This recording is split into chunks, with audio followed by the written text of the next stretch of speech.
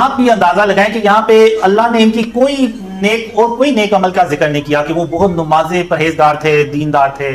نہیں. اللہ نے یہاں پہ بھی شرک کے اوپر جب انہوں نے سٹانس لیا تو وہ پھر اللہ نے ان کا ذکر کیا قرآن میں اور ان کو اپنا معجزہ بنا دیا. اور 309 سال کے بعد جب اصحاب کہف اٹھ کھڑے ہوئے تو اگر ہم بھی بہت زیادہ تھکے ہوئے ہوں نا تو 15-16 گھنٹے سوئیں تو ہمیں بھول جاتا ہے پچھلے دن کے کیا ہوا تھا. لیکن آپ دیکھیں یہاں پہ کہ 309 سال سونے کے بعد وہ اٹھتے ہیں،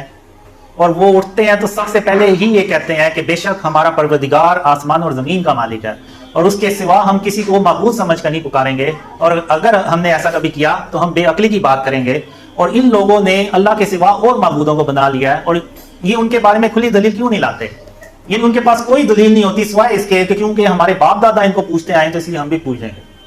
لیکن وہ اپنے دماغ کو یہ استعمال نہیں کریں گے. پھر آپ دیکھیں حضرت لقمان کا اللہ نے ذکر کیا قرآن میں. ان کا بھی اللہ نے کوئی اس طرح سے بیان نہیں کیا کہ وہ بہت عبادت گزار تھے، پرہیزگار، بہت عبادت گار تھے.